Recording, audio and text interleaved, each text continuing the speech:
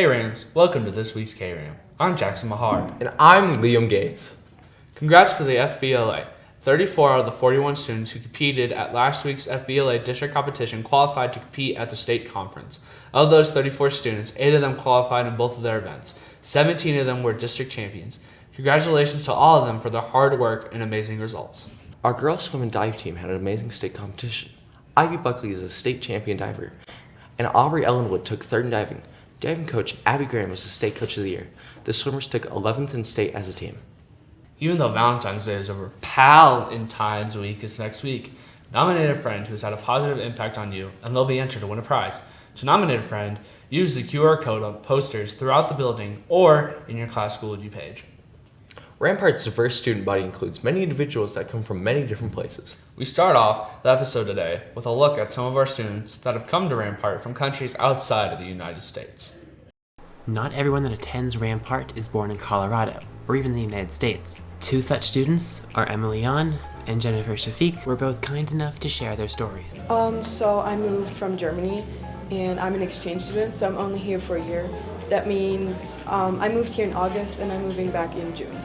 I left because my dad works here. He's coordinator between the Middle East and here. When transitioning to life in the United States, many students need help learning English. Alexis Hafner is one of Rampart's English second language teachers who does just that. When we get new students from other countries and they don't know a whole lot of English, but they have a whole bunch of ideas, and so helping them to express what they want to say, even though they don't have the language that they need to express themselves, and then just building those relationships and making them feel comfortable here in the school. It's so much fun. It's hard to communicate with people, different culture, different language.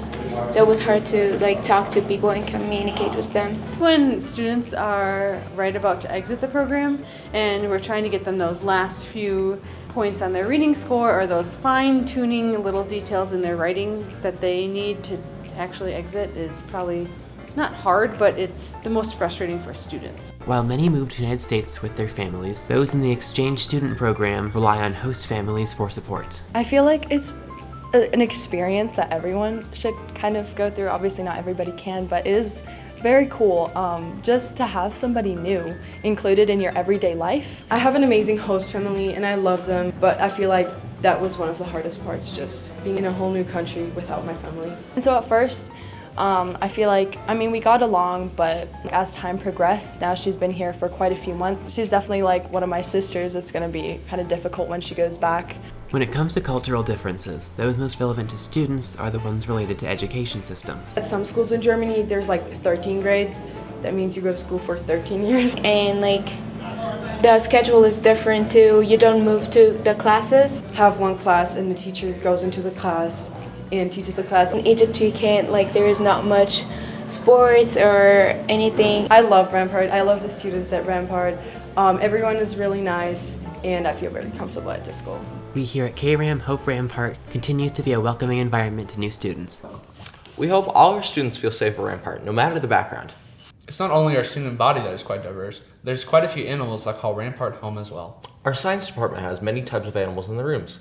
The snake in the hallway is one of the many creatures that students see on a daily basis. Many people don't know that there are several class pets here at Rampart. Kram wanted to know how long we have had those pets. So I actually got my snake last year around October, so he's a little over a year and a half.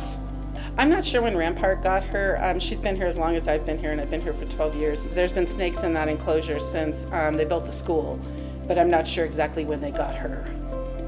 Pets are always fun to have. We asked what it's like to have pets in the class. I think it's a really cool experience, especially in the sciences we're trying to take. With it being environmental science and all, it's really cool to be able to see some of the animals. He's very, very simple, and honestly, I probably do minimal work because the students like to take care of him and hold him as much as they can. So the only thing I'm in charge of is just getting him food. I think it's really fun. It makes the class a little bit more entertaining. She's kind of an interesting little dude, and the ball pythons are extremely temperamental. They go on hunger strikes, so you never know when she's going to eat and when she's not. That's probably the most challenging thing. And then they don't shed real well, so you'll notice I have to kind of scrape her off sometimes.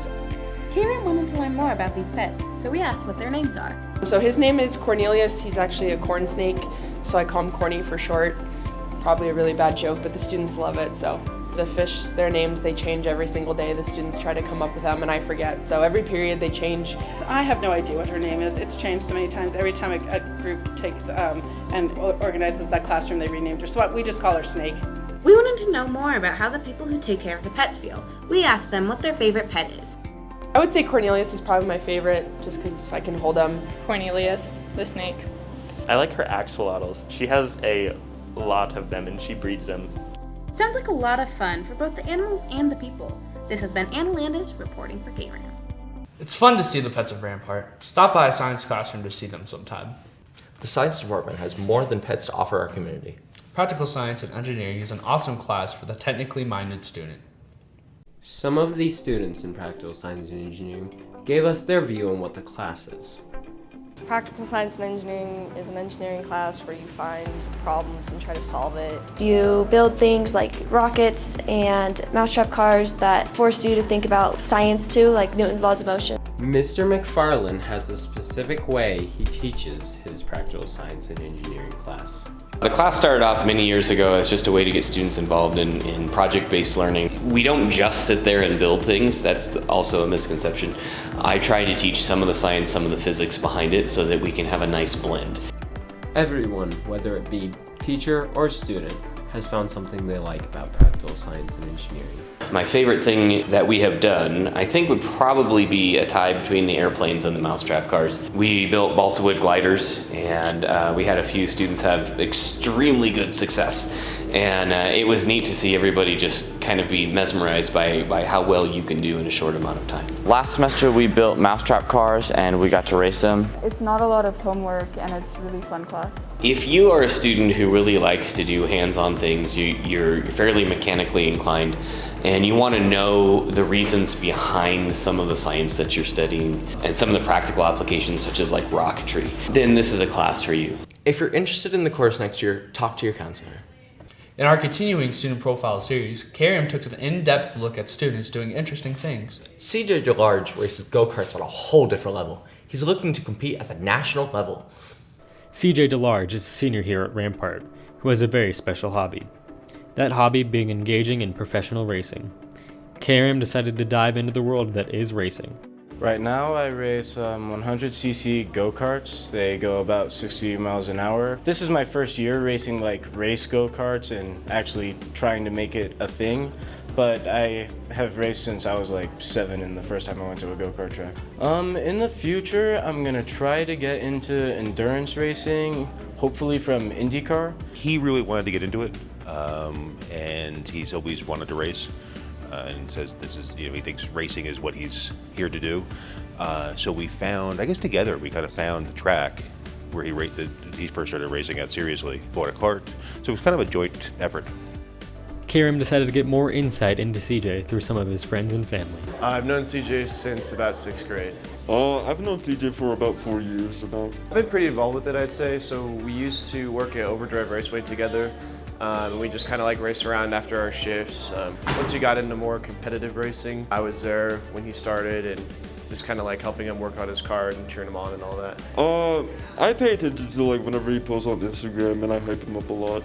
Kind of his head mechanic is my biggest role. I guess support, like helping in any way I can, whether that's with the cart or morale or transportation, whatever I can do to help. Well, as far as racing goes, I mean, he's really super committed. He gets out there and, I mean, that's just his thing. He, gives it everything he's got. He's very tenacious. He goes after the stuff he wants.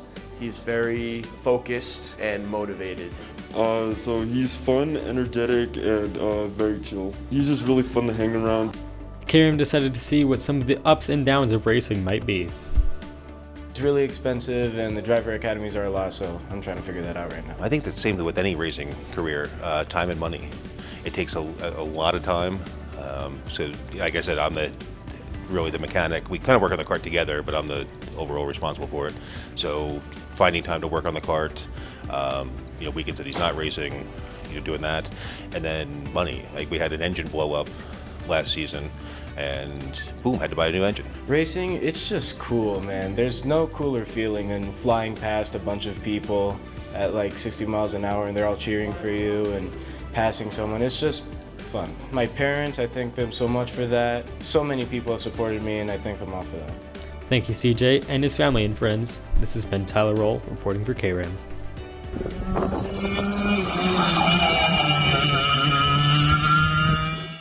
Good luck, CJ. Hope the racing season is a success. It was Valentine's Day this week, and KRAM decided to deal with the holiday in a humorous fashion. Hope you had a great Singles Awareness Day, Rams.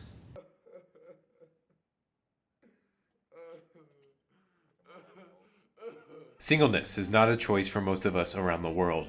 Many of us deal with Valentine's Day differently. Some legends have made Valentine's Day coexist with Single Awareness Day. We found single people around the school and found out their thoughts on Valentine's Day. Valentine's Day is horrible. I'm always single on Valentine's Day. I am excited that when I go home, I can cry on my couch and watch rain go. I mean, it's okay. It's not the best holiday. I mean, Halloween and like New Year's are a whole lot better. Valentine's, I think it's just like, meh, it's okay. Valentine's is for suckers. I'm gonna be hanging out with the boys. I'm excited about like all the sweets and like the environment that we're gonna have with everybody. It's gonna be like a caring, sweet environment for Valentine's Day. It's my birthday, so I get lunch, dinner, and breakfast for free. This next bit is a joke, but here are reasons why they are single. Because I sweat profusely. It's terrible. Like anytime I go to like shake somebody's hand, it's just dripping. From everybody that I know, they say that it's because I log roll everywhere. You know, like how like you log roll when you go down a hill. Instead of walking, I take it upon myself to log roll everywhere I go. I tend to fly away from awkward situations, so. I can't pull anyone because I have a tendency to pick my nose in public. I'm too energetic for guys, so I guess I'm not it for them. And, you know, I play volleyball all the time, so my instinct is to insult people when I get mad, and they just don't like that for some reason. I really can't pull. My height can only do so much for me.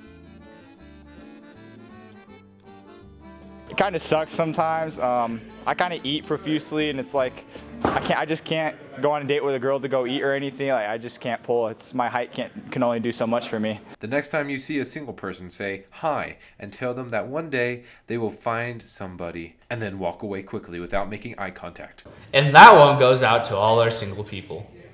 That's it for this week's episode, Rams. We hope you enjoyed KRAM this week. This is Liam Gates and Jackson Mahar signing off for KRAM.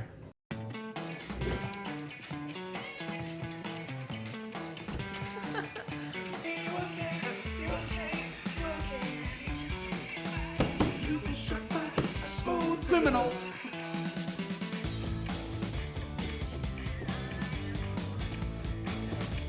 Billie Jean is not my lover. She's just a girl proving I am the one crazy. But here's my number, so call me maybe.